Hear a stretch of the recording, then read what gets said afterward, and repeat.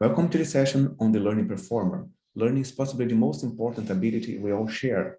Performers need to learn all life long at different stages of aging and sometimes in stressful situations.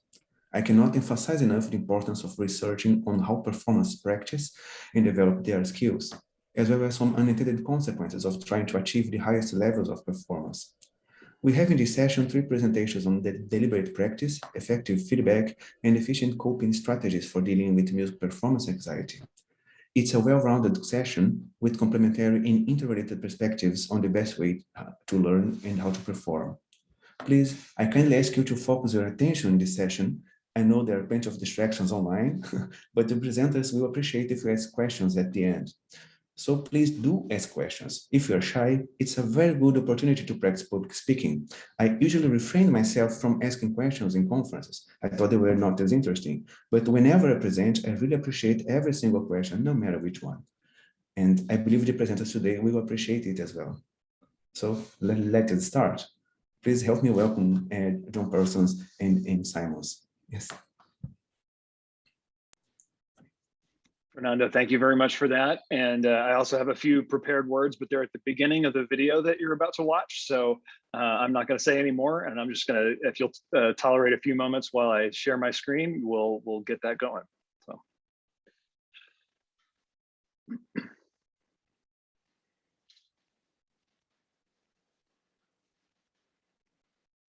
All right, Amy, how are we looking? That's great.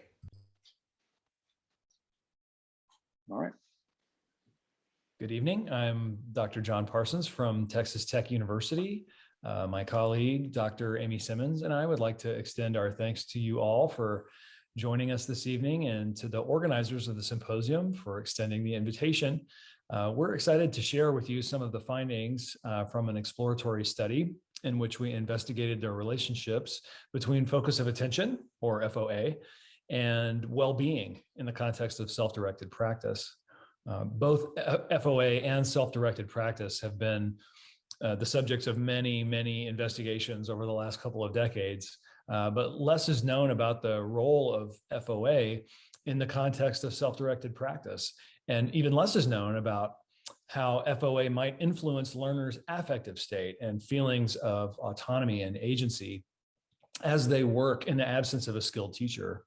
And it's imperative, unfortunately, that we gain a deeper understanding of this as learners all over the world are unwillingly forced to learn independently during the ongoing pandemic. So before I share what Amy and I found with you, let's start with what is meant exactly by focus of attention, at least for our purposes today. If I were a performer, say a trumpet player, like my good friend and colleague, Micah Killian here, I could think about things that are part of my body as I'm playing. So these would be internal components of performance, things like my embouchure or my fingers or the way I'm using my air. Or I could think externally about the effects that my actions create. So in the context of music, this would be things like tone quality or phrasing or vibrato, these kinds of things. And thanks to Gabriela Wolf and her colleagues over the last couple of decades, it's been shown time and time again that as we focus our attention externally during performance, we experience performance gains because presumably, as we focus externally, the job of controlling our bodies is given in large part to automatic motor control processes that are smooth, relatively less error prone. Whereas when we focus internally and we think about our bodies as we're performing, those automatic control processes are brought into our working memory where they break down and become more error prone and performance suffers. More recently, Gabi Wolf and her colleague Rebecca Luthwaite have explored, they've taken this idea of the benefits of an external focus a little bit further afield. They go on to say in their optimal theory that they've proposed that adopting an external focus actually promotes agency and autonomy, because as we make the choice to focus externally, we experience these performance gains. And as we're observing this enhanced performance, we're reinforced for making the choice to focus externally in the first place, which gives us this sense of, I made this choice autonomously, And now these enhancements that I'm enjoying are actually the result of my own choices, not something else. Also, as we focus externally, our motor system learns critical relationships between action and outcome more implicitly and more efficiently. And this is actually an important feature of effective teaching. When Amy and I have observed skillful teachers in beginning band classrooms, they actually make it explicit to the students that when we make this modification with our bodies, listen and observe to what it does to our sound. So this is a critical feature of classroom teaching as well. But what about self-directed practice, where there isn't a teacher sitting next to the learner and the learner's the one that has to make all of the observations and all of the choices? What's going on there? So this is the question that Amy and I wanted to start exploring in terms of describing both the student's attentional focus on both internal and external components, and the learner's level of satisfaction over time in the context of self-directed practice. So back in the spring of 2020, when the pandemic began and many classes were forced online, we had a group of undergraduate music education majors that were enrolled in a brass methods class. And we created for them over that 6-week period what we called the Think Aloud project. So over that 6 weeks, at weeks 2, 4, and 6, we asked the students to submit videos in which they are performing 10 trials of a target melody. It was the same melody at each point throughout the 6 weeks, and to verbalize between each performance trial what they were thinking about both during the previous trial and the upcoming trial in terms of discrete components of performance. And then at the end of the practice session, when the 10 trials were completed, we asked them to indicate their level of satisfaction to assess their performance that day compared to their own best playing on a simple 5-point scale. In week 4, at the end of the trials, we also added a short video that contained an excerpt of one of their performance trials from week 2, and to ask them to verbally communicate what they were thinking about as they watched the video in terms of discrete performance components. We did something very similar in week 6. At the end, we added combined videos from week 2 and 4, so they would be presented with evidence of whatever progress they may have made over the 6-week period, and to think aloud about the things that they were noticing in the video. So in terms of data that we gathered, obviously we have the active practice verbalizations. We coded the things that they said in terms of internal and external components during practice, and we counted how many times they mentioned thinking about those things. And then we also have the self-assessment rating, or the satisfaction rating that they gave themselves at the end of each Think Aloud submission. And then finally, at the end of the third Think Aloud, when all was said and done, and we were presenting them with videos and asking them to think about their experience over that 6 weeks, what were the kinds of things they said there? And we coded those verbalizations as well. We're also going to explore how these different dependent measures relate to things like time. Did the way they focused their attention change at all over the course of the 6 weeks? Or did the way they focused their attention or their level of satisfaction depend to some degree on their prior experience? Are they a brass player primarily? We did have 3 primary brass players in that class. We also had about a half a dozen woodwind players and about 7 or 8 non-wind players. So these are vocalists, percussionists, string players, those kinds of folks. Before we move on to our findings here, I need to provide you with an important caveat with regard to that and the quantitative data that I'm going to share with you. This was an exploratory project, and the sample was convenient. So as such, our sample sizes are not ideal. So you're going to see some pretty wild error bars and standard deviations and things like that. But the trends that the data communicate are pretty important, and we think that they deserve further investigation. So let's start with the performance verbalizations. These are the things that the students talked about as they were practicing in between each of the 10 trials of the melody. And so what you'll see here on the y-axis is the mean performance verbalization frequency. How often did they mention different internal and external components? And across the bottom, you'll see each of the 3 groups of students within the class: brass, woodwind, and non-wind, and each of the 3 time points during the 6-week period. And when we start taking a look at how often they mentioned internal and external components, internal components are in green, blue external components are in blue. And you'll see that the brass group verbalized thinking about external components predominantly and more than internal components as a trend over these 6 weeks, which makes sense because as a brass player, they're probably not accustomed to really thinking about their body anymore. They've sort of moved on from that. And now they're just listening to what the sounds are creating and keeping their attention focused there. But the woodwind group tells a little bit of a different story. They adopted a much more balanced approach, thinking relatively equally about both internal and external components. And similarly for the non-wind group, a balanced approach, thinking about the body and the sounds that they're making relatively equally. And this also makes sense. Certainly the non-wind group is the least experienced group of these three. And the woodwind group, while they do have experience blowing into an instrument to make sound, they're not used to blowing through their lips and the lips vibrating to create the sound. So there is an unusual physical sensation there that they're focused on probably quite a bit more than they're used to with their primary woodwind instrument. Okay, so that's what they were thinking about as they were practicing. How satisfied were they at the end of each practice session? Just to give you an idea of what the anchor points on this scale were, a 1 represents my playing today was not at all like my best, and a 5 represents my playing today was very much like my best. So here you'll see means of these satisfaction ratings, first for all students at each of the 3 time points. And, again, large standard deviations here, but as a group and as a whole, things look pretty flat. I mean, maybe a modest gain towards the end and the third think aloud in week 6.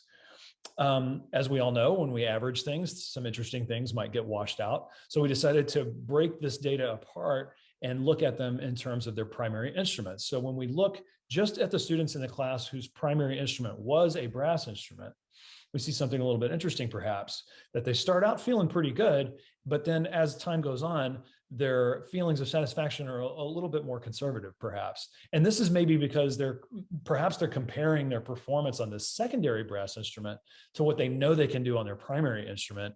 And of course, that's not exactly a satisfying thing to think about if you know you're really good at this other instrument, and here I am playing this one that I'm not as good at. What about the woodwinds and non-winds?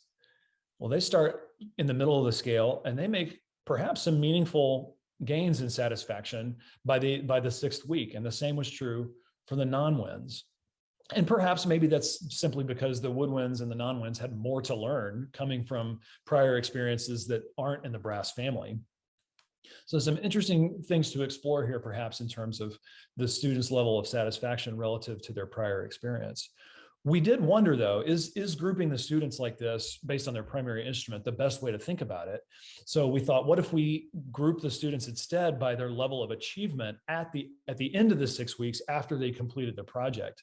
So we took all the names and faces off of the recordings. We just listened to the audio, and we had some experienced brass teachers listen to the recordings and rank them in terms of their performance achievement at the end of the Think Aloud. And in fact, grouping the students by a primary instrument is a good predictor of their level of performance achievement at the end of the project.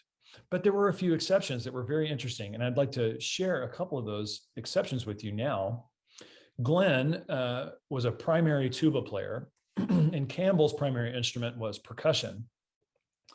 Glenn was assigned the trombone for these 6 weeks, and Campbell was assigned the euphonium.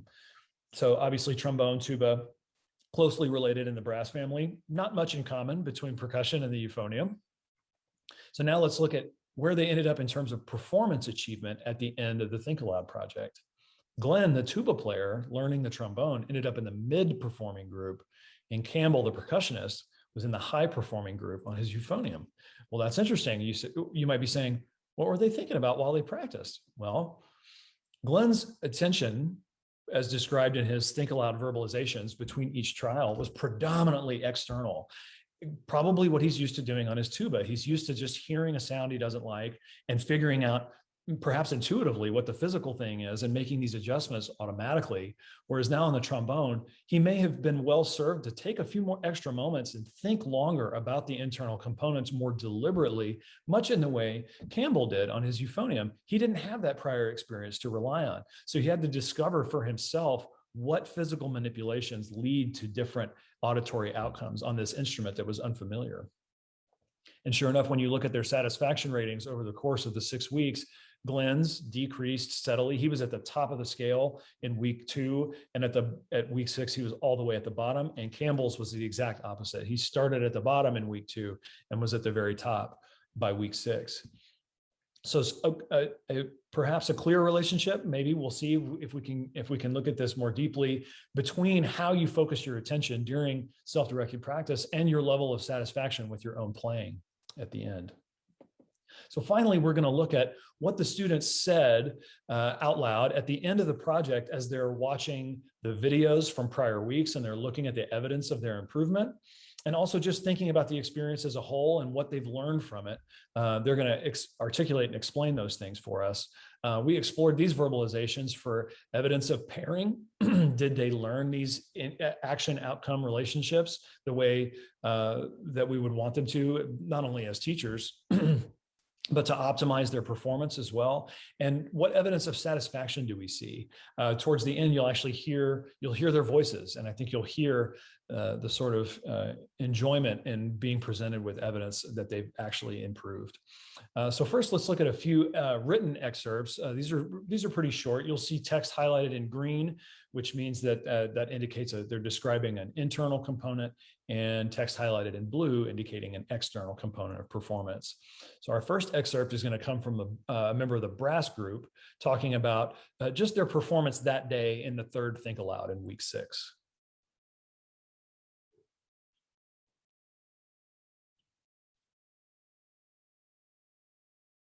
Yeah, so I'll just do that. It'd be easy. But again, you notice not only the pair between tone and air, but the order in which she describes it. I noticed that my tone, that's an air problem. Let me fix that. And now I'm going to go back to thinking about my tone the way I would on my primary instrument. Our next excerpt comes from the non-wind group. Again, just talking about their performance in that final Think Aloud in week 6.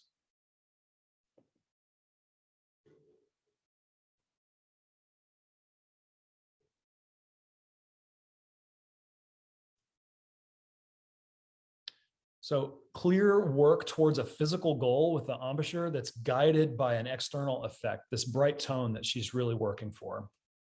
And we saw this throughout many of students' responses from all 3 groups. But you might be wondering, do they really know what they're talking about? I mean, they could just be saying stuff and occasionally they get lucky.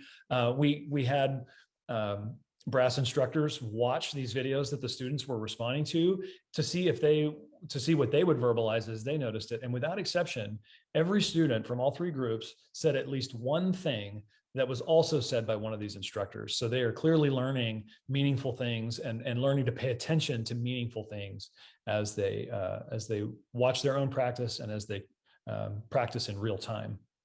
So finally, I promised that I would let you hear some audio to hear the satisfaction in the students' voices as they talk about the experience as a whole, not just their performance that day in week 6, but as they think about the progress that they were presented with, the evidence of that progress over time. So the first member or the first audio rather that you're going to hear is a member of the non-wind group. So it's been really cool to see the progress that I've made on my own, which is kind of crazy. I think today went really well. I was kind of surprised, I guess, especially with the transfer between first system and the second system. I'm just thinking about how the tone really changed in my other 2 videos. So not only do you hear sort of the effervescent quality of her voice at the beginning, but she says the progress I've made on my own. So clearly she's got this sense that this was an achievement that she made independently without much help, and she feels really good about it. Here's another member of the non-wind group talking about their Think Aloud experience. So I was thinking, maybe what was I changing with my lips in order to affect that change in the sound? And I noticed that it happened, the change in my sound in the second excerpt happened whenever I went up to the higher note, the A. So I think lip tension may have had some parts play in that. So yeah, I guess today would be different in that I am more conscious of the errors that I was making, and so the trials we're all guided to correct those errors rather than just choosing another musical concept to focus on each time for no real reason, or for an unproductive reason, I should say. So she talks again about a pairing of lip tension and something she's hearing in her tone. But perhaps more interesting is that she's describing a change in the way she thinks during practice, and she's consciously aware of it. In the next clip, a member of the woodwind group talks about something very similar. Yeah, that was exciting. That I was thinking about how intonation has definitely improved. I was thinking about how the tone quality definitely improved between 1 to 2 alone from 1 to 3. I think it's really exciting to think about how, like through that, I was just thinking about, wow, there was so much improvement in those elements. And so that's exciting.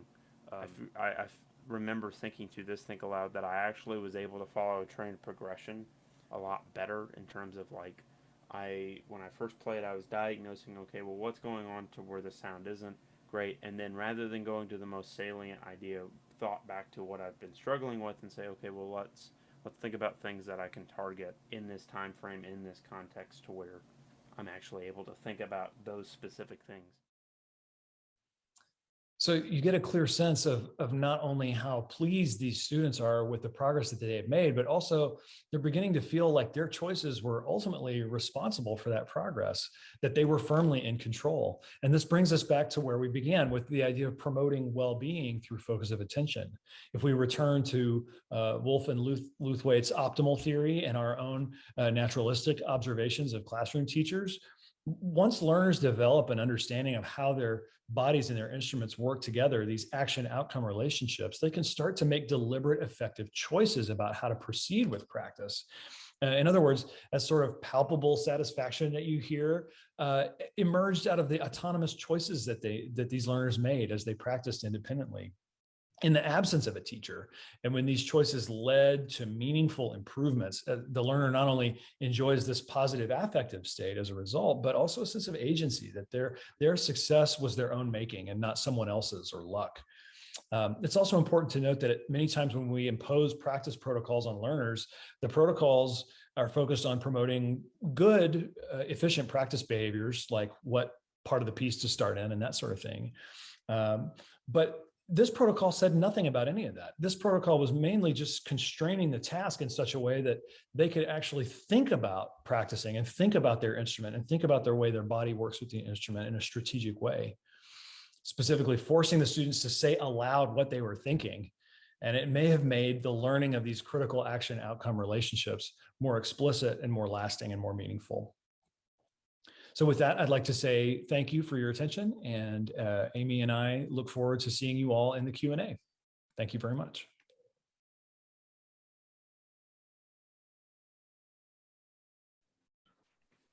Wow, it's so exciting. I want to apply this to my students in my department there.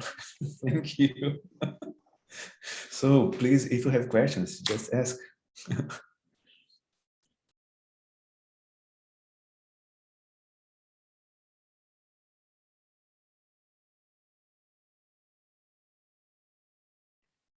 Hi, Emery, I see your hand.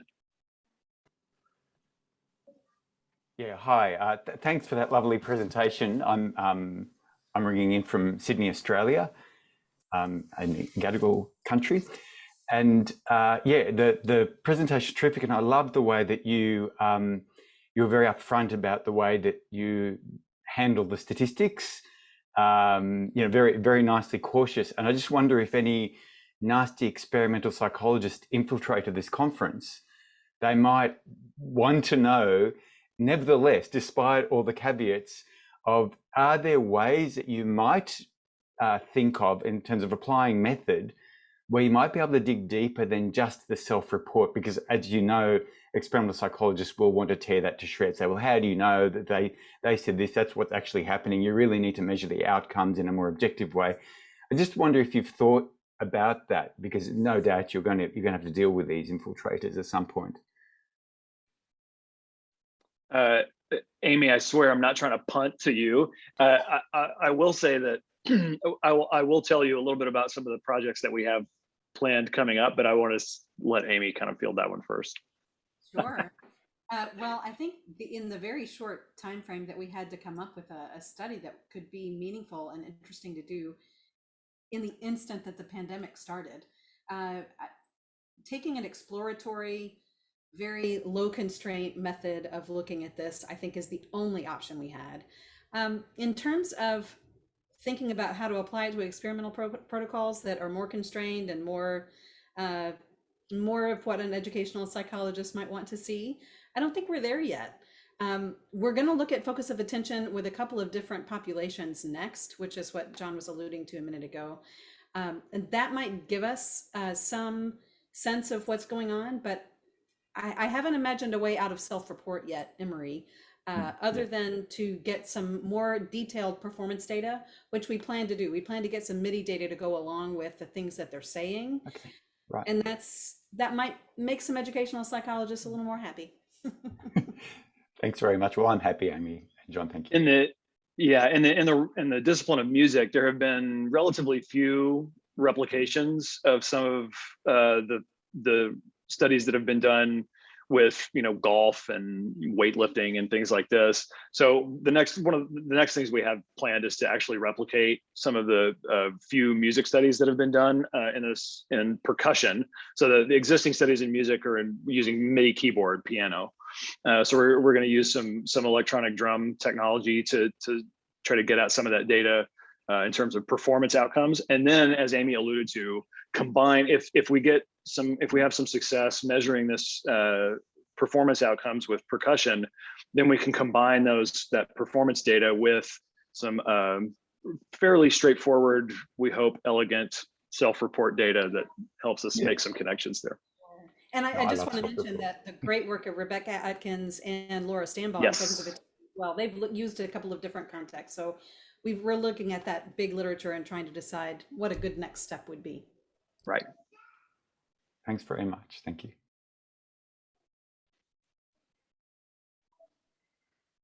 Please, if you have more questions. Yes. Oh, I'm sorry, George. Hello, greetings from London. Thanks for that. That was absolutely fascinating. I mean, all this talk of having these students, reflect on their practice and thinking systematic about what they're doing. I mean, it really does bring to mind these sort of cycles of self-regulated learning that are so exciting, and people are coming at from so many angles.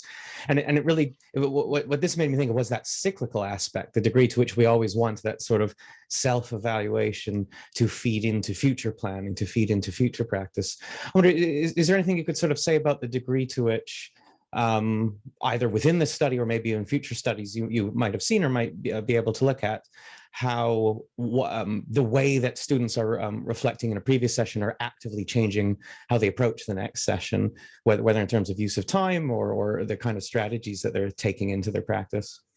That is a really wonderful question. And I think before I talk a little bit about what possibly the future might have in store, it is important to note that in this study, that these 3-week intervals where we collected video, that wasn't the only time these students were practicing. So they were practicing, we hope, a bunch when we weren't watching.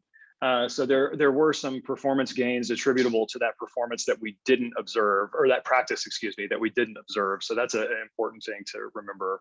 But I will say that you mentioned the self-regulatory behavior.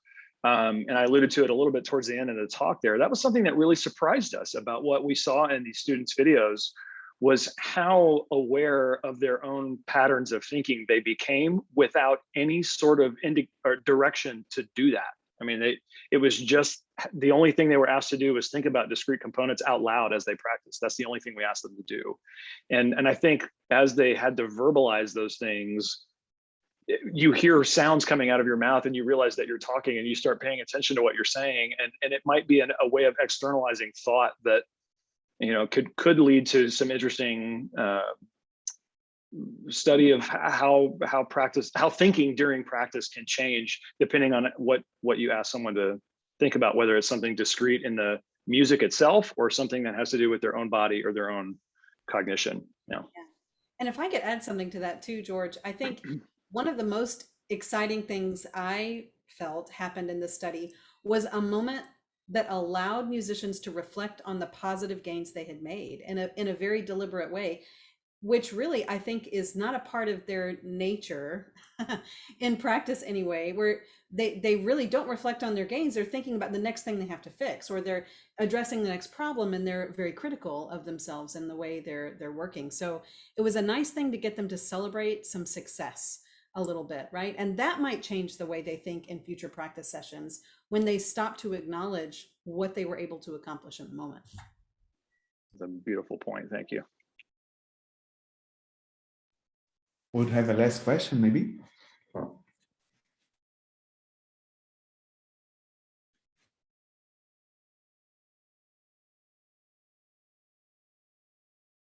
Thank you all very much. Yes. Well, if I might just add something, you talked about experimentation and controlled experimentation. I believe ecological validity, that's what you are doing actually, is much more important for the well-being of the students than actually to have perfect statistics to know to show. So in that sense, it's much more important, I believe. But thank you, it was amazing. Thank you.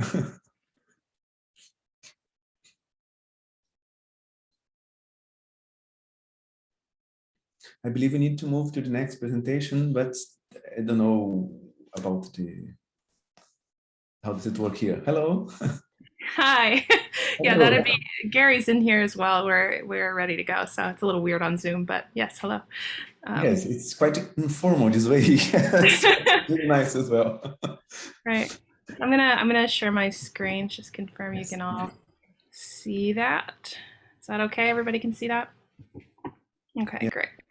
Thank you. All right, so hello from Hawaii this morning. I'm Jen, and I'm here presenting on behalf of Nick, who is unfortunately currently teaching a class because of the time zone differences that we're dealing with, and Gary, who is here, and I'm sure will be willing to chat when we talk about questions related to this project. So we conducted a PRISMA review of research to try to understand exactly what's going on in the literature related to feedback in both music education and music psychology. Oh, doesn't want to go forward. There we go.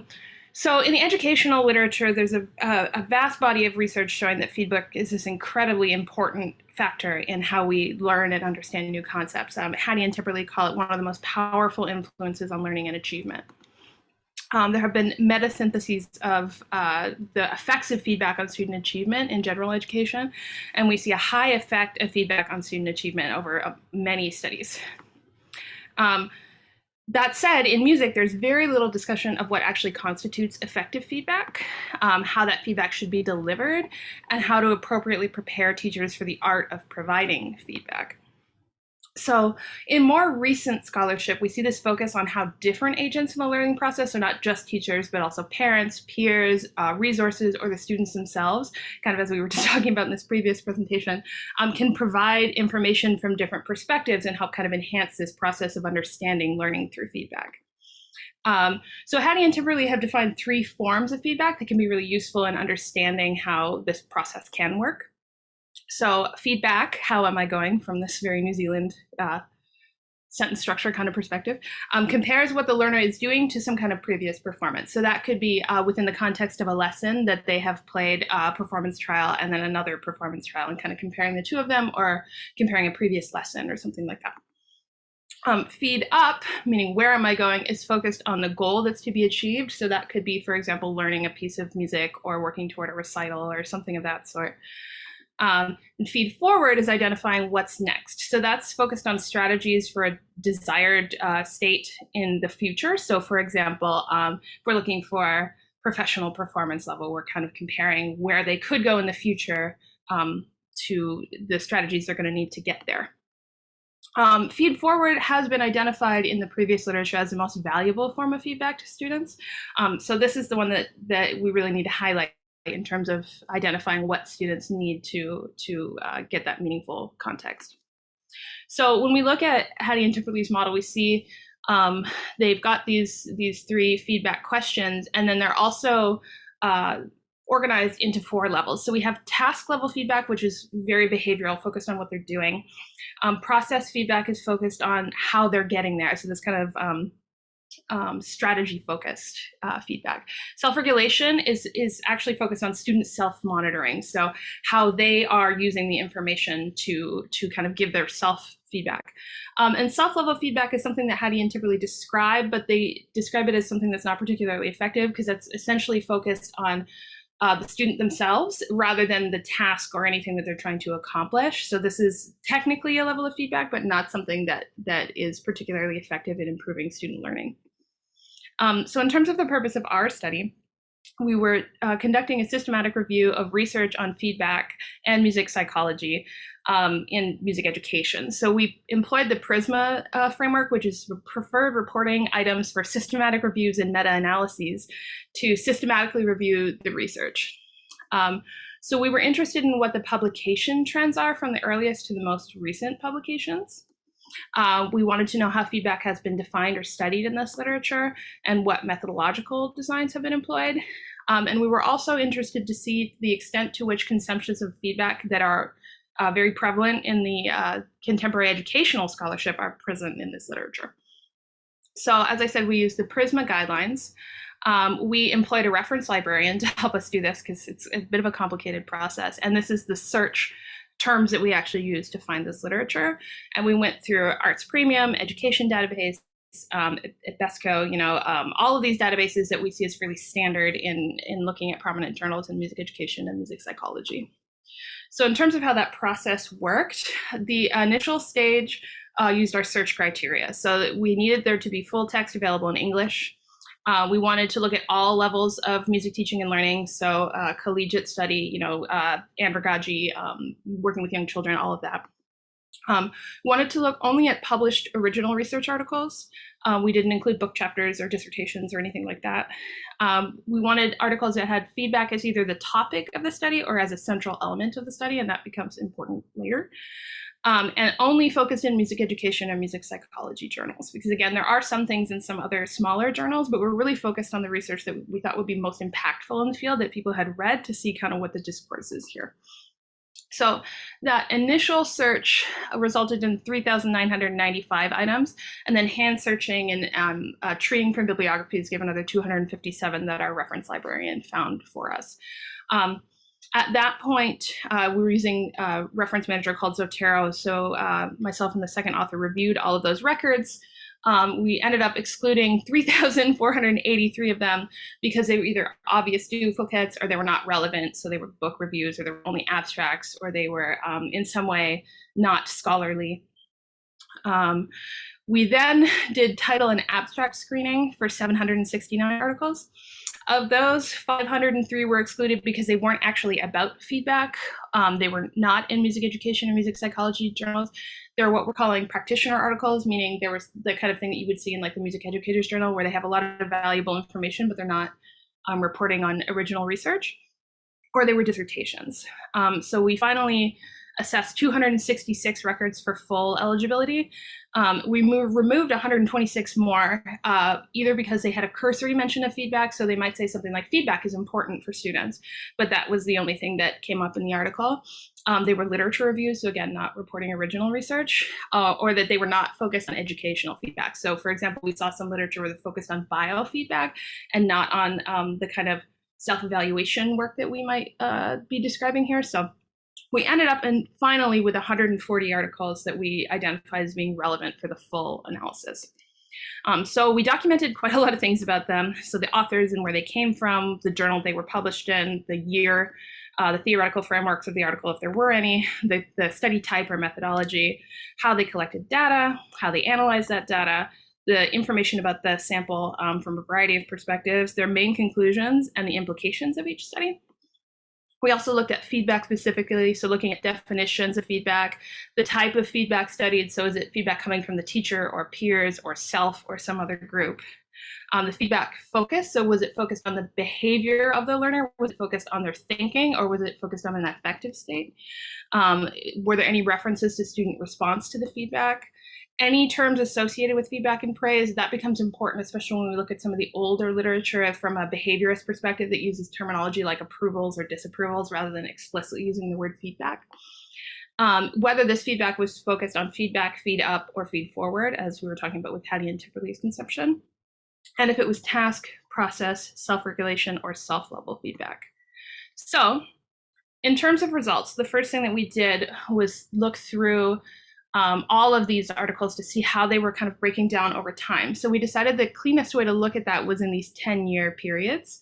And we can see that there's clear growth in the literature over time, and just in terms of how much we're seeing and how that's being, that's not unusual in the music education literature to see an increase over time just in terms of the sheer volume of people doing this kind of work. But we can see that there's growth here. This is still a topic of interest.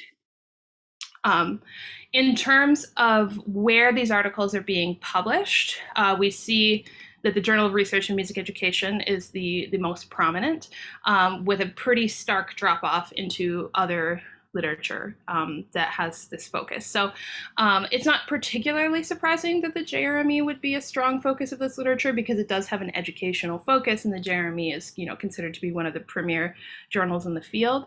But it is important to note how dominant it is in comparison to some of these other journals that we're seeing here.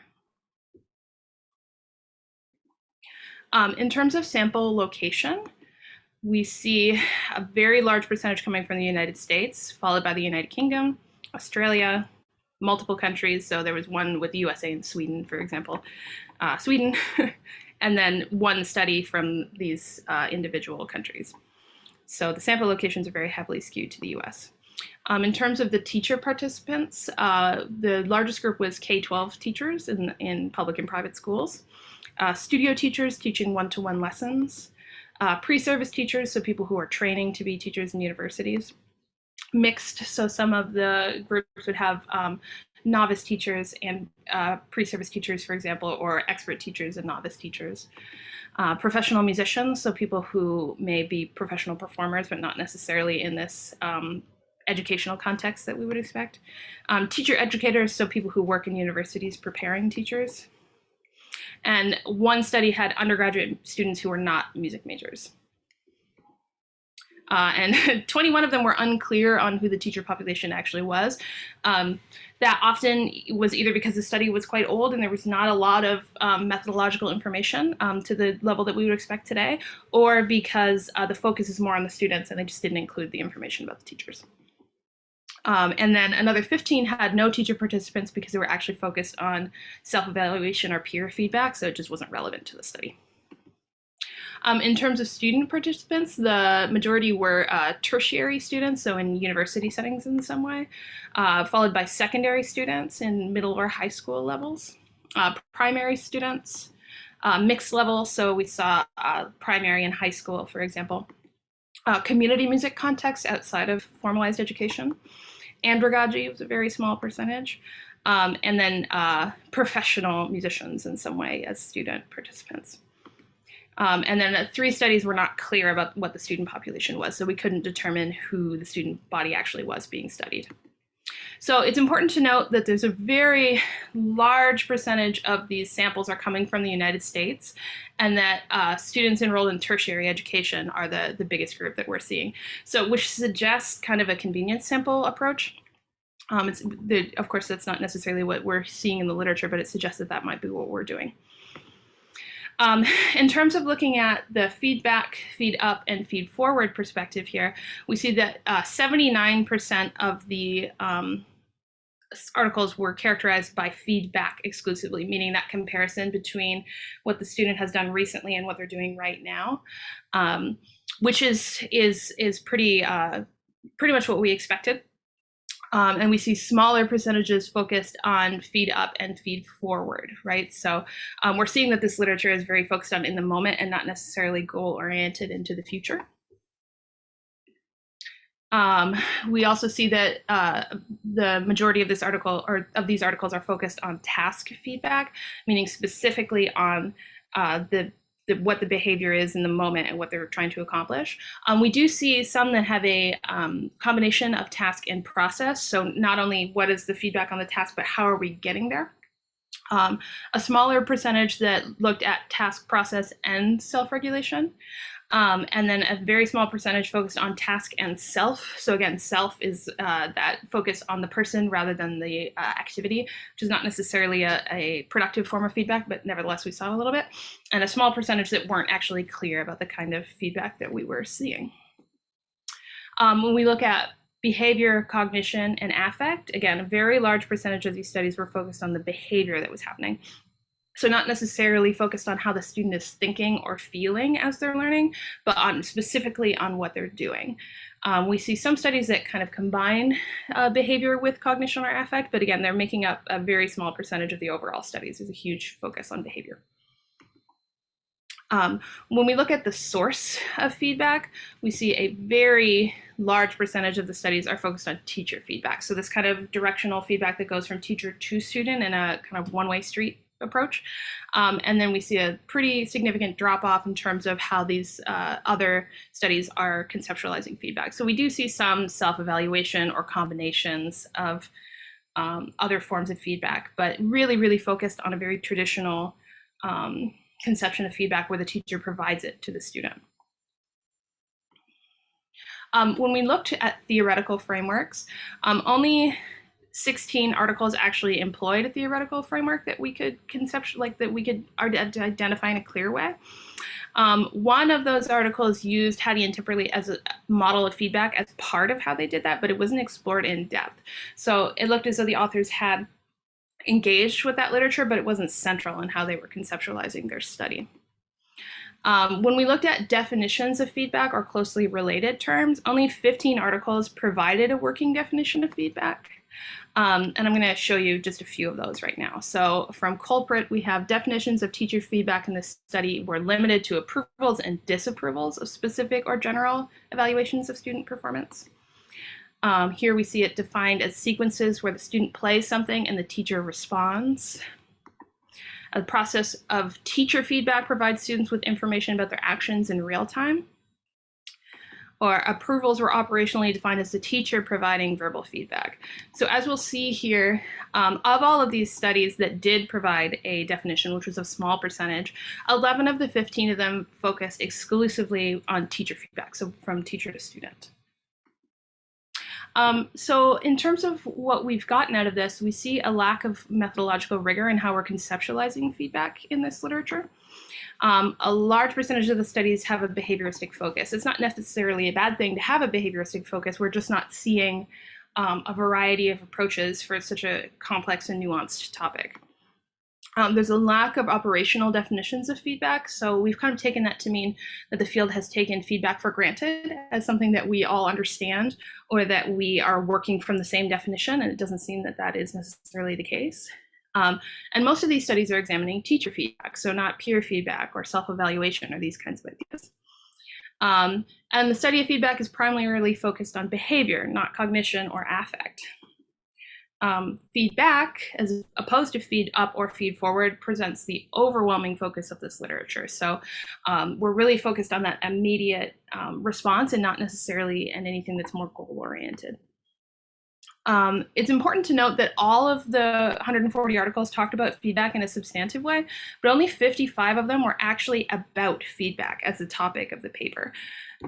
So in comparison, Howe and colleagues did a PRISMA review of research on music practice, which yielded 296 records where the primary topic was practice. So this suggests that feedback has been an under-researched area in the music education and music psychology literature. That we may consider looking at more in depth.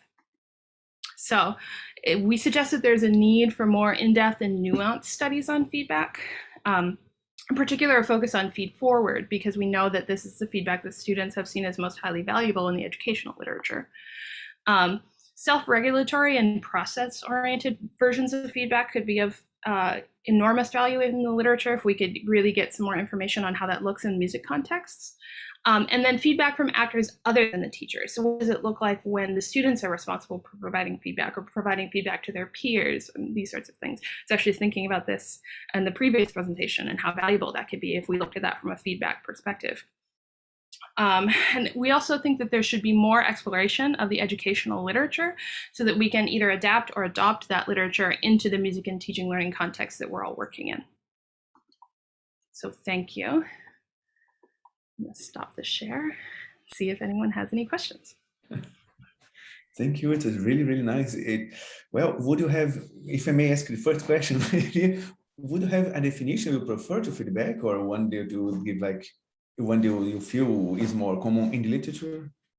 Well, it depends on which perspective you take. There are a few different people who are doing this kind of work. We've been using Hattie and Timberley's definition pretty heavily. Let me go back. I'm going to just show you how they describe it in this. So they talk about feedback, being, in terms of purpose, being to reduce discrepancies between what the student can do and what they'll be able to do later, right? I think some of the important aspects of that definition have to be that there's a variety of actors who can provide feedback in meaningful ways, and that it's a goal-oriented procedure that helps make that process more visible to the learner. Gary, is there anything you want to add there? No, I think that was a really nice overview. I guess the other thing that I'd say is that, if 2/3 of the comments that teachers are making will over time be interpreted by the student as criticism about what they've just done, then that's not necessarily the best and most effective and positive working environment for a student. I mean, particularly in studio lessons where they've got like a half hour or maybe even an hour lesson once a week, where if 2/3 of the comments by the teacher are about, criticism of what they've just done rather than the strategies of how to make it better, then that really is an educational concern.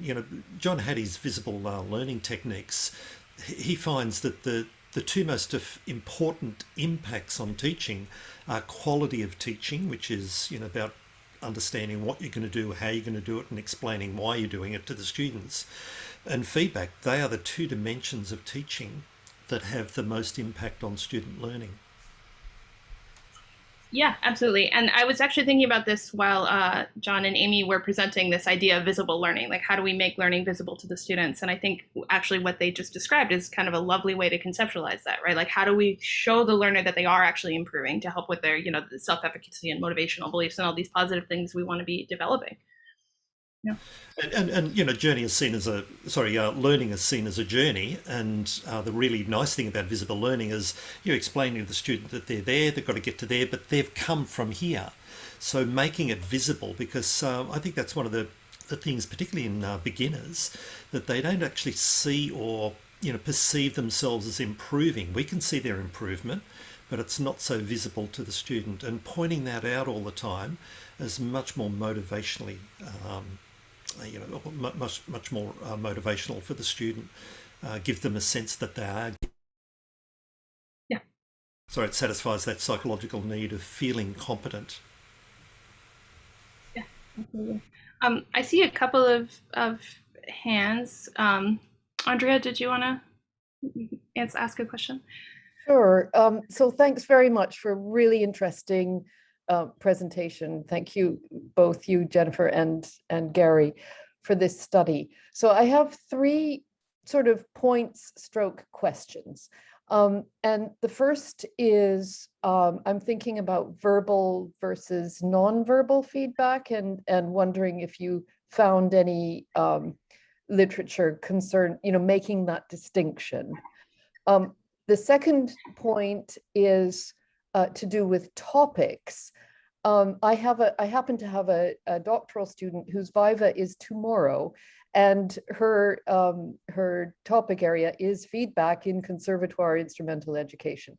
And so one of her key findings was that the topic areas very often strayed very, very far away from instrumental, what you would consider to be the main substance of the what the students were there to learn. And so there were some really big questions around that. So verbal versus nonverbal, the topic areas, did you find anything sort of around that? And then my third point is related to your really interesting but not surprising observation that it's mostly from the teacher's perspective.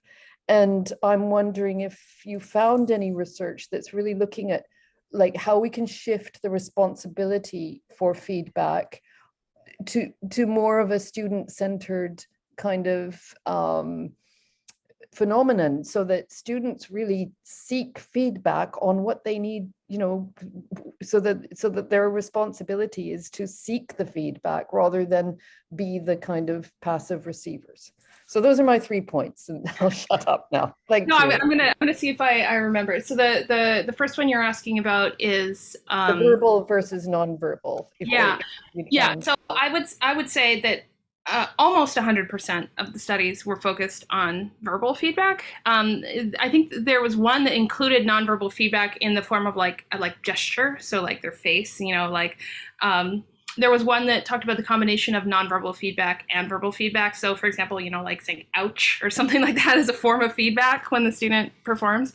So we see that a little bit, but not much. And I will say, as someone who works on nonverbal behavior in educational context, I think part of that is because this is really hard to kind of operationalize and conceptualize what is feedback when it's not verbal. So I don't want anyone to be thinking that we think all of this literature is terrible or anything like that.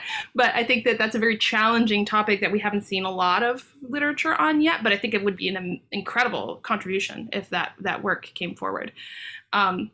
The second question was related to do with topic areas. So did you find research that had sort of categorized feedback into actual topic areas? Very little. So the thing that I found most striking is this kind of tacit assumption that we all know what we mean when we say feedback. So they would say like, we provided feedback. And, you know, as Gary and I and Nick have been digging really heavily into this research on feedback, we've gotten to this point where we're saying, what does that mean? What do you mean when you say you give feedback? You know, so there's kind of this tacit assumption that we all understand feedback to mean something in particular.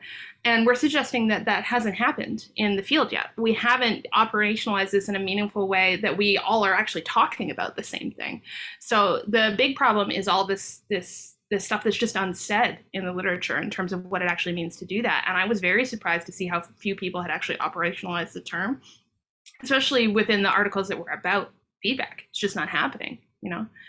And I'm sorry, the third one. Sorry, and the final thing is just to do with that shift from teacher-oriented to student-focused. And you know, are there studies, have you found studies that have, you said there wasn't much, but did you find any studies that were really looking at how to shift the responsibility for seeking feedback to the student? Not a lot that are talking about that responsibility, but some that are talking about peer feedback and self-feedback. So a few that do that, but they don't necessarily focus on how do we put that onus on the learner. That said, I'm working on one right now that has students doing peer feedback in a context where they have kind of a weekly meeting where they do peer feedback, and then they have the opportunity to ask questions and to kind of work together in a group environment to see like, how do we make this feedback more effective? How do I receive it better? How do I deliver it in a way that people are going to understand? So, I mean, Nick and I are working on a study about that right now. And that actually came out of doing this review, seeing a clear need for this conception of how do we make students feel confident that they can ask these questions and that they can do this in a meaningful way. And part of it is you know, power structure. You know, in the studio lessons in particular, we see a really focus on student to teacher, and having an environment where the student feels comfortable to ask a question in a way that's not challenging to the teacher, I think is something we're still kind of struggling with as a field. Yeah. Thank you. Yeah, thank you. Caroline, I see your hand is up as well. Hi, thank you very much. That was very, very interesting. I was wondering if you had looked at anything regarding immediate versus delayed feedback. I know you were talking about the immediate feedback from the teachers, but was there any mention of that in any of the literature you looked at? Yeah, so some of the actually some of the earlier literature that looks at this from a very behavioristic perspective, using the kind of the terminology of behaviorism, would talk about the need for feedback to be immediate, because that's kind of the conception that comes out of behaviorism, right? In the more recent literature, there's more of a focus on kind of this reflective process, which is positive, so seeing there being some time. We had a few studies where both the student and the teacher were providing feedback and seeing how those lined up or didn't line up. But from what I'm thinking, there's not, some of the articles would say, for example, immediately after the performance, and some would say not, but it's not, I can't think of any that highlighted that as something that they thought was important in a way that they clearly articulated to the reader, so much as something, again, that they said from a methodological perspective.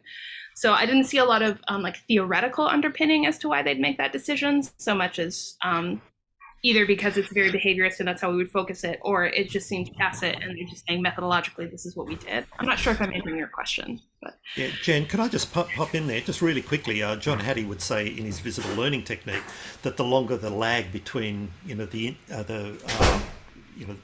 occasion or what the students has just done and the feedback, then the more dissipated and ineffective it becomes. So in the educational psychology literature, there are some studies and theories about, the timing of all of this, but I'm not sure that we're seeing any of these nuances in any way coming out in any of the existing literature, given that and probably the same is true in educational psychology too, there's very few studies on real feedback. It's a topic that's really taken off in the last 5 or 8 years and, starting to gain momentum. But, it's just an obvious area to study, but that hasn't been studied, and that's particularly evident in music. Thank you, Gary. That was a much more articulate way to say what I was trying to say. Steve, did you have one more? Yeah, I do. Jen, Gary, hi. Tremendous work. Really enjoyed that. I was struck by the overwhelmingly narrow range of cultural contexts in which the work that has been done. And I was, even though I know that the one of the focuses of your review is set against this particular model of feedback, the feedback, feed forward, I'm wondering if you could comment on the degree to which you think that model itself may be culturally situated, or is that a model that can be taken and examined globally? I think that's a great question. Yeah, because it's coming from a very kind of Western perspective. Australia, New Zealand, we're seeing a huge volume of the literature and music education is coming out of the United States, right? So I think it's definitely conceivable that it has a very Western-centric kind of conception.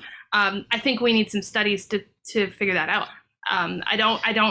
I am not aware of any research that looks at feedback through a cultural lens, but I think that would be wonderful, and I think that that's absolutely something that should happen. And I think if we tested that, you may prove to be correct that this is a very Western way of conceptualizing this idea.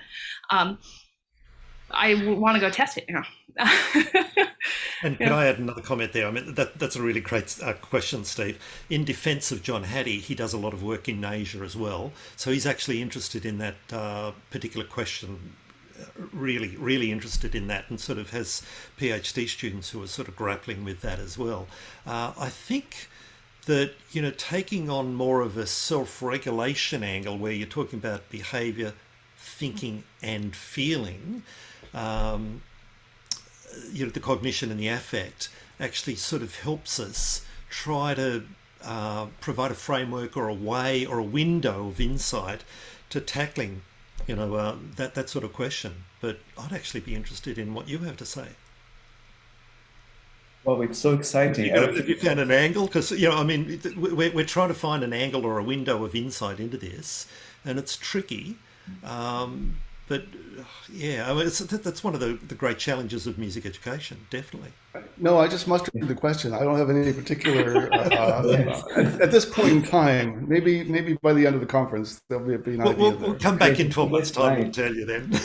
I'm sorry to interrupt, actually, but we are actually over time. It's actually such a great work you have to publish. Please publish. I will cite it. I believe we all want to read it. So I will just. I'm writing it this morning, so we'll get there soon. Perfect. Please, I would welcome then our next presentation. So if you want to introduce yourself, just be faster. Yes.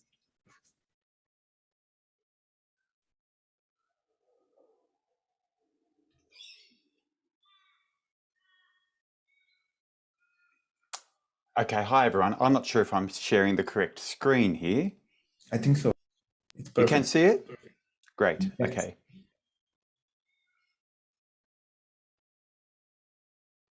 All right, apologies for funny things on the screen. I'm not quite clear what's happening there. So thanks very much for having me at this conference, the ISPS conference organisers.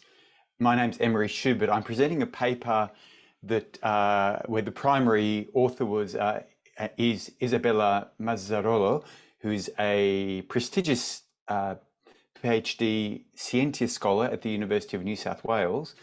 She's currently on leave, which is why I'm presenting for her, and that will be regrettable because she's a very good presenter and knows this work very well.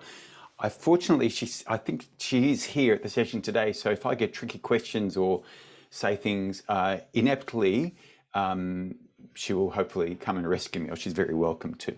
So the topic that we're looking at is the review of the literature, trying to seek out what is the most effective strategy for coping with music performance anxiety.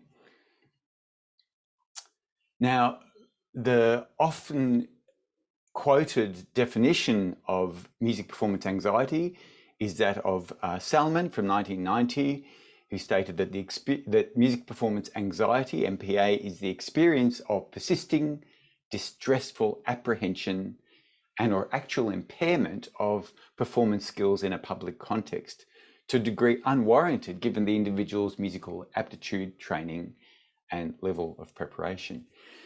Now, this can strike anyone. It can strike someone who's very junior, and it can strike the most senior people. With this quote, I'd like you to have a guess. You might put it in the comment as to whether you think this is from a beginner musician or a very senior, even possibly famous musician. So I'll give you 3 more seconds to think about it. Put your answer in the chat. You can put professional, you can put beginner, you can put I don't know, you can put a joke in the chat.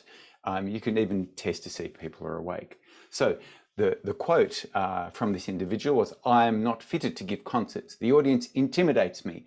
I feel choked by its breath, paralyzed by its curious glances, struck dumb by all those strange faces." Okay, now because of the strange setup of my screen, I can't see the comments that people are putting, but I'll give you the spoiler. That was a quote from Frédéric Chopin, a very famous 19th century pianist that I don't need to tell the audience about. So it afflicts a wide range of people, and there are many famous musicians who have been afflicted to such a degree that they've stopped performing either permanently or for long periods. So the symptoms of music performance anxiety can be broken up into physical symptoms and to mental symptoms, and the mental symptoms can further be subdivided. The physical symptoms also include physiological symptoms, so increase in heart rate, heart palpitation, shortness of breath, hyperventilation, dry mouth, sweating, nausea, dizziness, muscle tension, and cold hands or even sweaty hands. The mental symptoms are frequently divided into the cognitive and the emotional. Cognitive meaning mainly processing related, so difficulty in concentrating, easily getting distracted from the task, having problems with memory recall or memorizing accurately, distorted thoughts, poor interpretation of the score. This is, of course, with a very Western traditional bias where in the situations where you're reading a score as part of the performance. And the other subcategory of the mental symptoms are the emotional ones, the experience of stress, the apprehension, oh, I don't want to go and play, the insecurity, the dread, the panic. The music performance anxiety has long-term impacts. It can impact individuals at any stage through their musical career, as I've already exemplified, causing debilitating effects of the ability to perform and, furthermore, of one's general well-being. It's not just the issue of playing, it's also how the person feels in terms of health and well-being in general. In fact, if you compare all the occupations, according to the study by Varg and colleagues from 2016, musicians are more likely to suffer from mental health problems and psychological distress compared to a general workforce that may also have to deal with performance anxiety or with public performance issues. So this can prevent a musician from pursuing a musical career due to fear of performing, despite starting with a passion and a love for music making. So the need for this study is driven by the importance of investigating how musicians are currently coping with music performance anxiety. Many studies analyze what strategies are most commonly used by musicians, but what Isabella noticed is that few examine the efficacy of these strategies, and certainly to the nuance that she was interested in.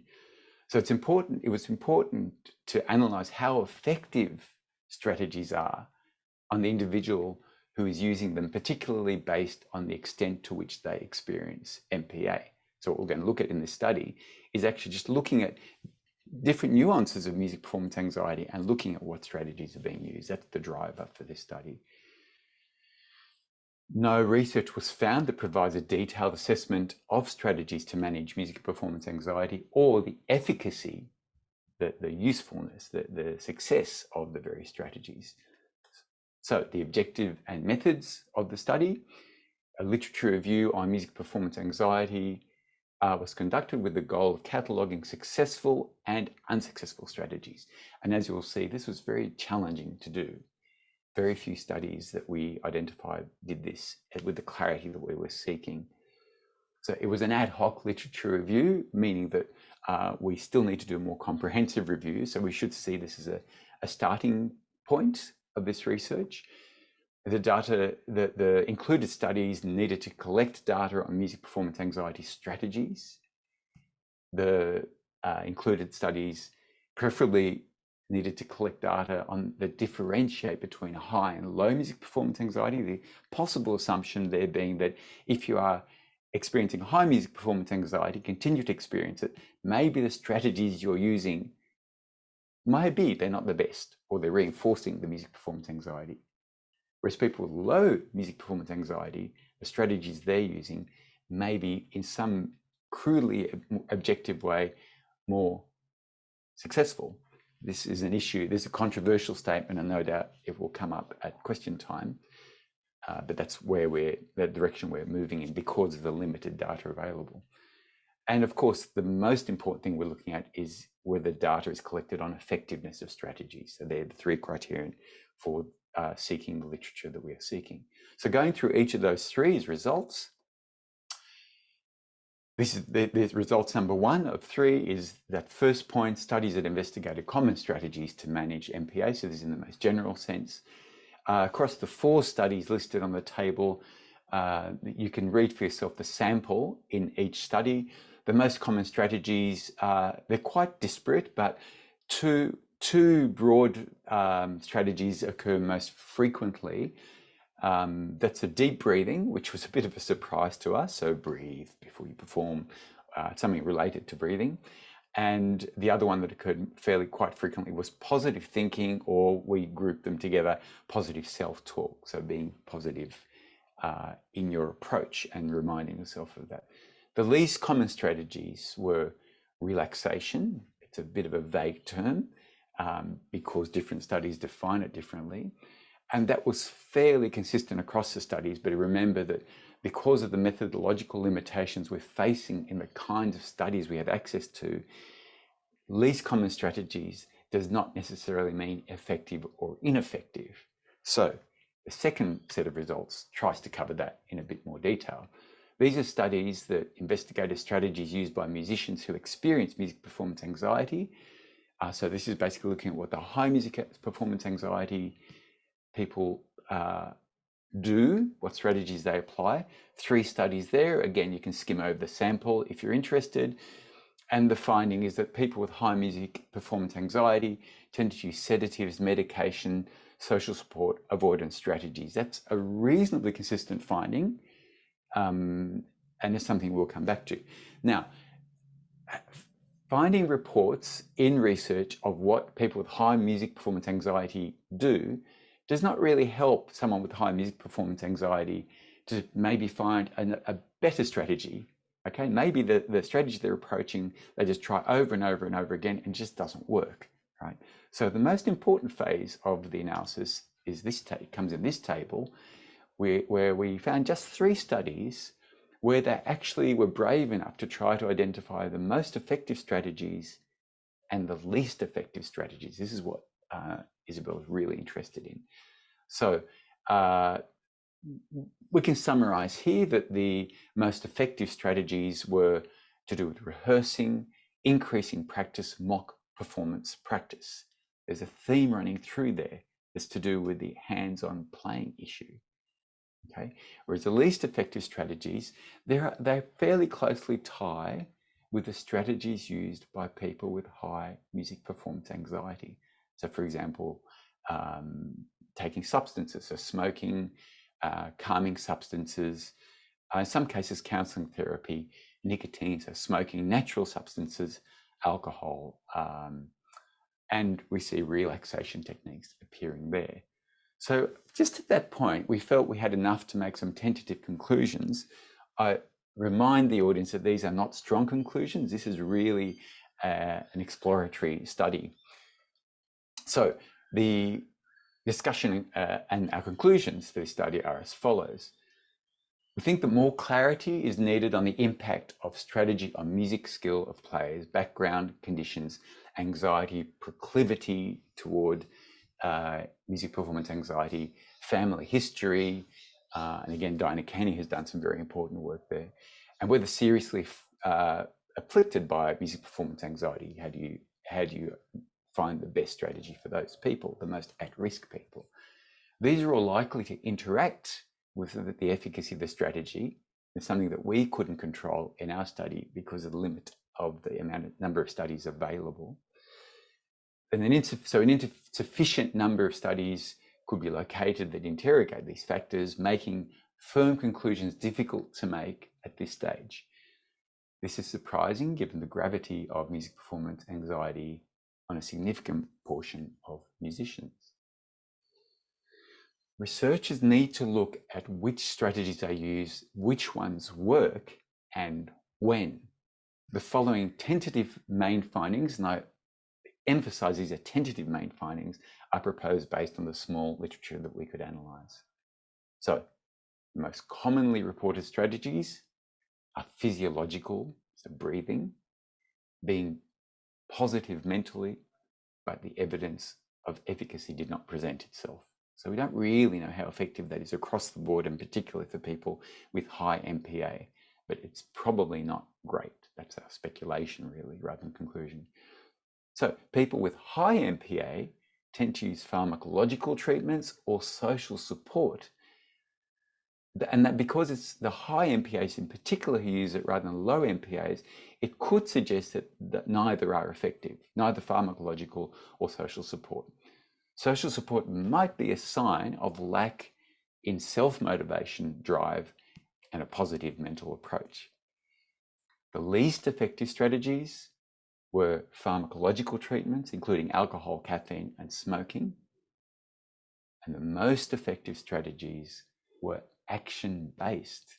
So if you practice, if you take part in mock performances, this suggests that mental confidence stems from performance experience and mastery, which again feeds into this positive mental approach. It suggests, we can speculate, that you don't need the positive approach if you are accustomed to being prepared to perform. That is through practice.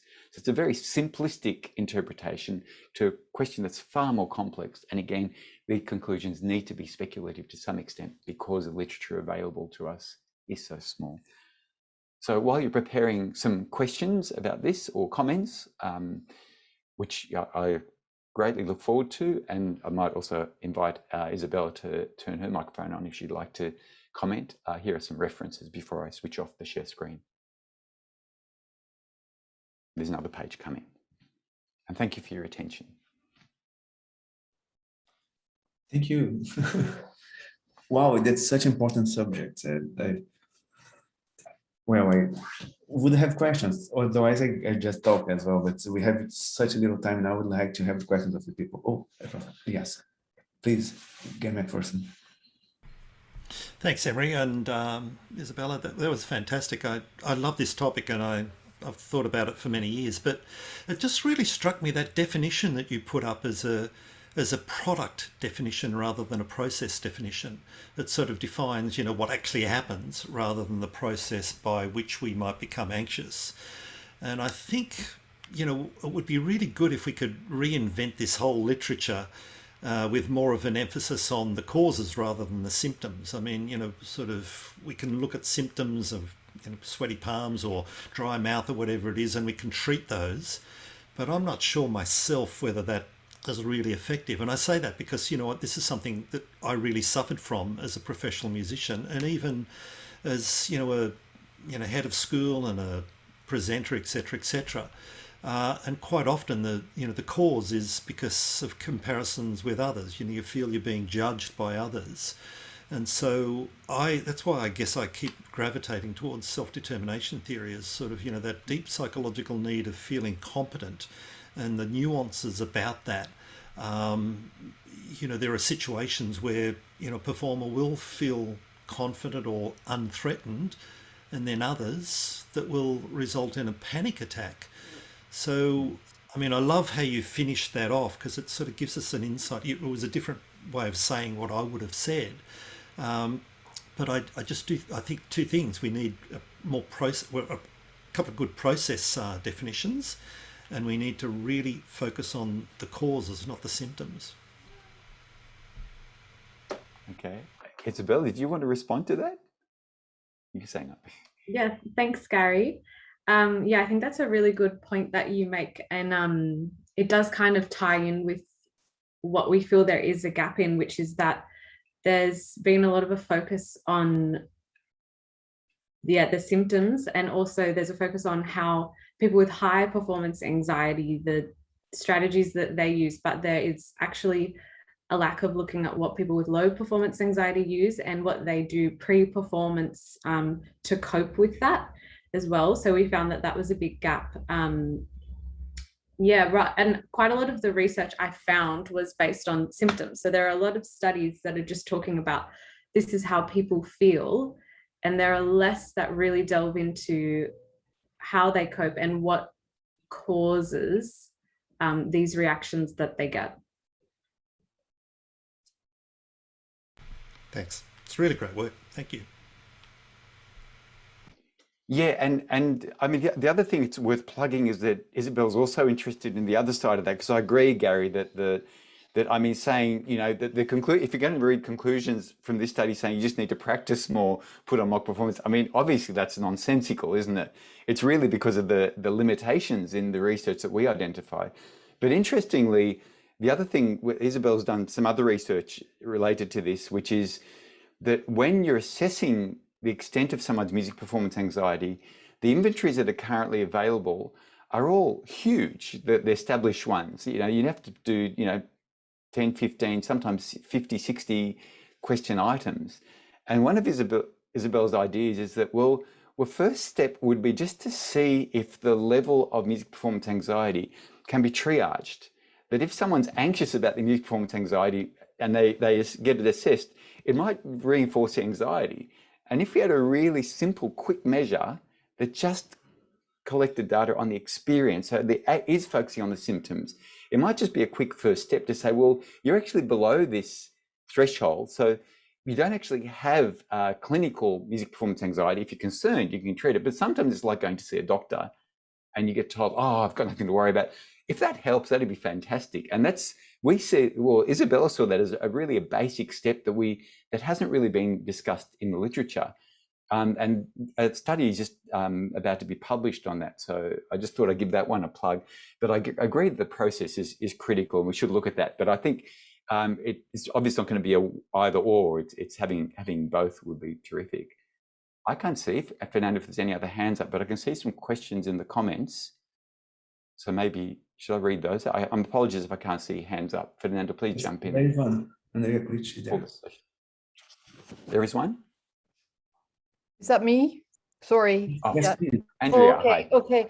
It's just a comment, really. I'm just sitting here mulling this over, and so sort of amazed to hear Gary say that he has experienced music performance anxiety, and so have I, and so do I.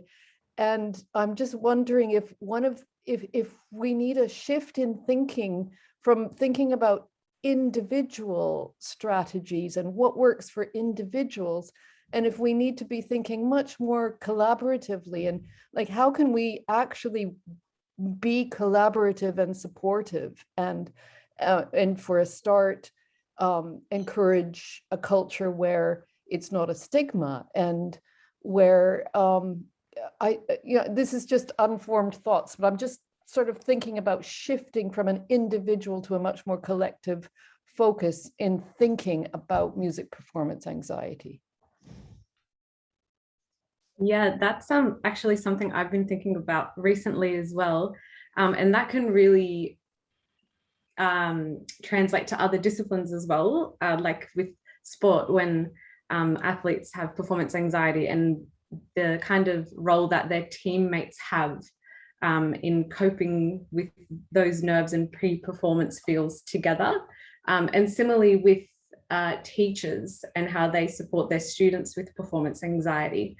Kind of what are the external factors that can help rather than just coping with it by yourself. So yeah, I think there's definitely more research needed in that area as well. It's a really good point. Thank you. There is another hand there, Alberto Aquilino. Alberto.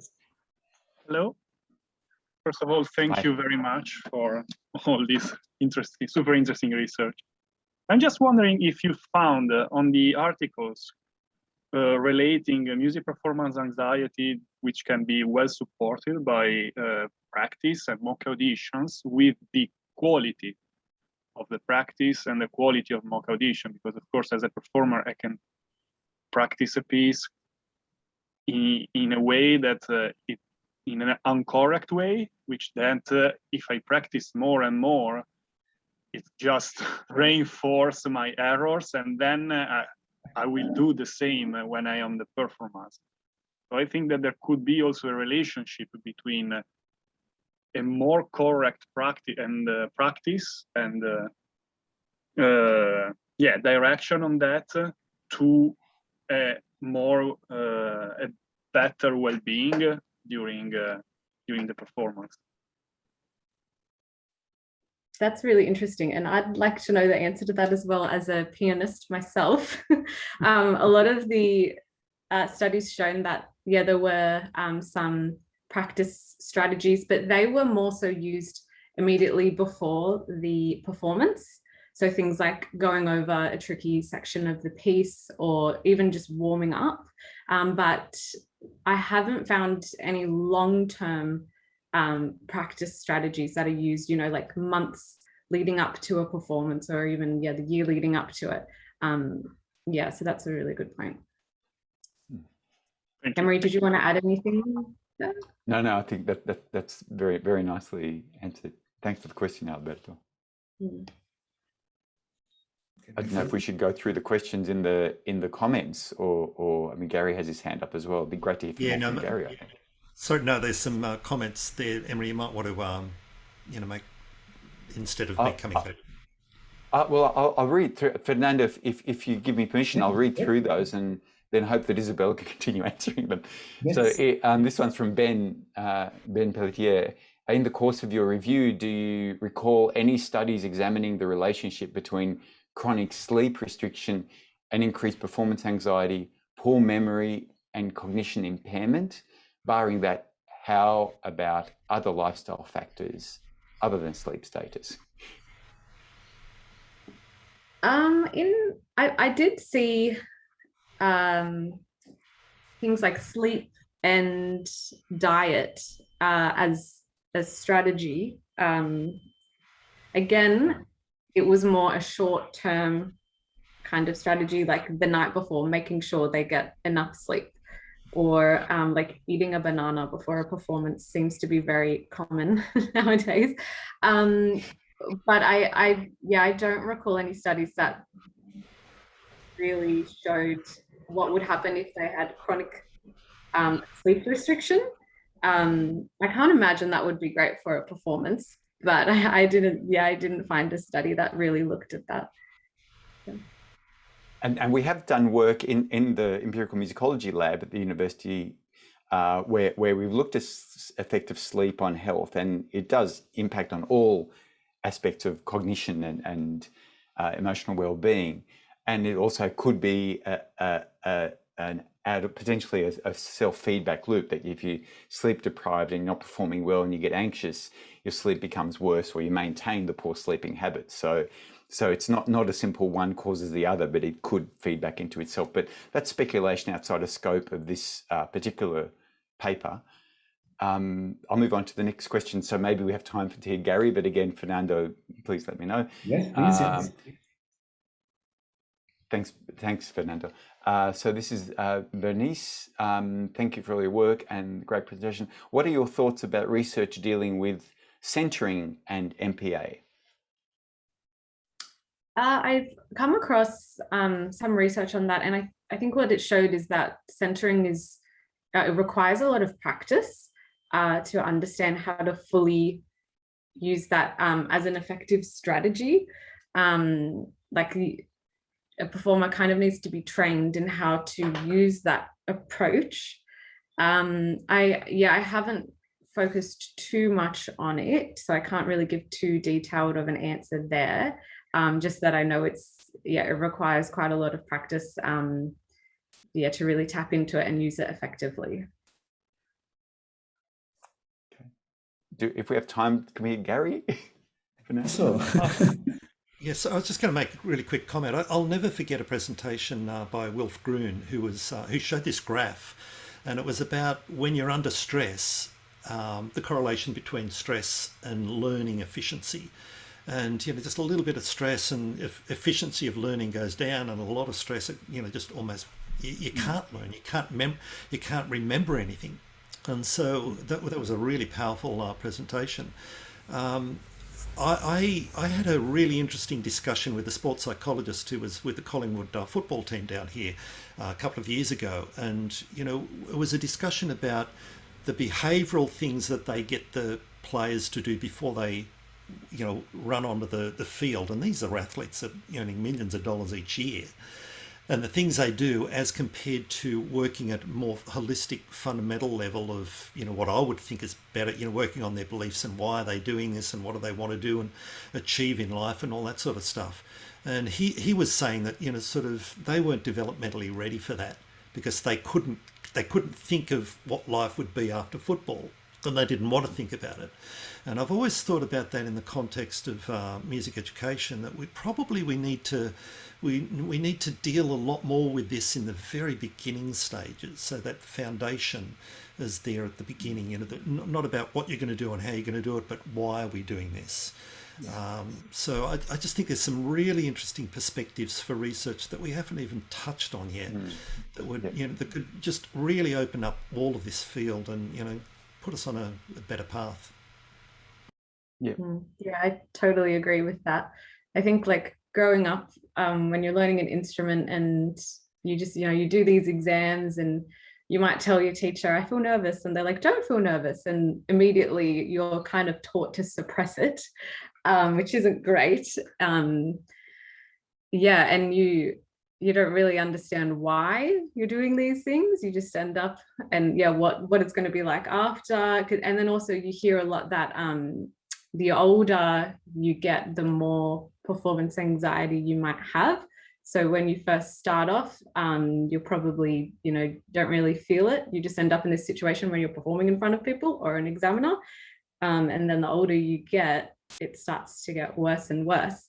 So I think there are definitely some foundational help needed. Yeah. It's to do with resilience as well and flexibility. Yeah. Well, that's just an amazing presentation too. I learned a lot as well. If I might just close with maybe an anecdotal evidence, if I might say, 30 years ago, as a teenager, I started so much that the anxiety for speaking was much more than just anxiety for playing, actually. So I believe the literature on stuttering might be something interesting, actually serious, because it's such an anxiety that that's not possible to explain to other people. And in music, I never felt that. That's why I can imagine some people having this for music as well. So that's why maybe there is some correlation with other types of performance anxieties. I mean, that would be interesting to. Good point. Fantastic point. Thank you very much for today. It was a great experience for me, and I really learned a lot. And I look forward to talking to you during the conference as well. And yeah, great stuff. Yeah. Thank you very much. Thank you.